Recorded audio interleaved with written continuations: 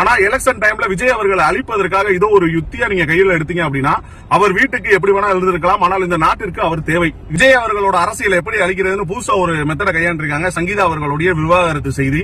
இது உங்களுக்கு விவாகரத்து செய்தியா தான் தெரியும். அதுக்கு முன்னாடி என்ன நடந்திருக்கு அப்படின்னா, இவங்களுக்கு இந்த விஷயங்கள் தெரியப்படுறது பல நாட்களுக்கு முன்னாடியே வெளிப்படுத்திருக்கலாம் அவங்க தனிப்பட்ட அவங்களுடைய உறவை பத்தி. ஆனா இப்ப எலெக்ஷன் டைம்ல இப்படி பேசுறது கொஞ்சம் ஒரு ட்விஸ்டான ஒரு விஷயம். என்ன அப்படின்னா, முரசொலி செல்வம் அப்படின்னு நீங்க கேள்விப்பட்டிருப்பீங்க.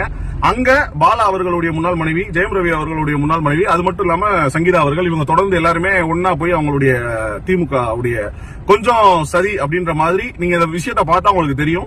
ஏன்னா திமுகவினுடைய இயக்கம் இப்ப சங்கீதா அவர்களுக்கு இன்னைக்கு தமிழ்நாட்டில் எல்லாருக்குமே தெரிஞ்ச ஒரு விஷயம், பேசக்கூடிய ஒரு விஷயத்த சங்கீதா அவர்கள் பல நாட்களா ஏன் இதை பத்தி பேசல, ஏன் இப்ப எலெக்ஷன் டைம்ல இதை பத்தி பேசுறாங்க. நான் என்ன சொல்றேன்னா, அவங்களுடைய தனிப்பட்ட வாழ்க்கைக்குள்ள நான் வர விரும்பல.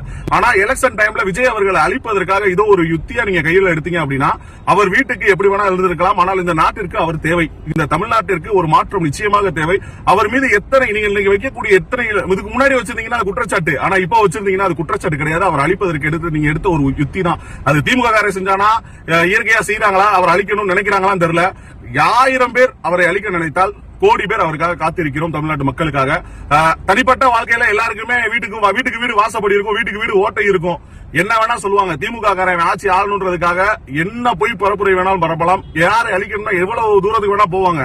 நாலு பின்ன எனக்கு இன்னொரு பொண்டாடி இருக்குன்னு சொன்னாலும் சொல்லுவாங்க. அப்படிப்பட்ட ஒரு ஈனமற்ற ஒரு திராவிட கழகம் இருக்கக்கூடிய இந்த சூழ்நிலையில மக்களுக்காக வந்திருக்கிறார். அவரை அழிக்க வேண்டும் என்ற நோக்கத்துடன் இந்த செய்தி பரப்பப்படுகிறது.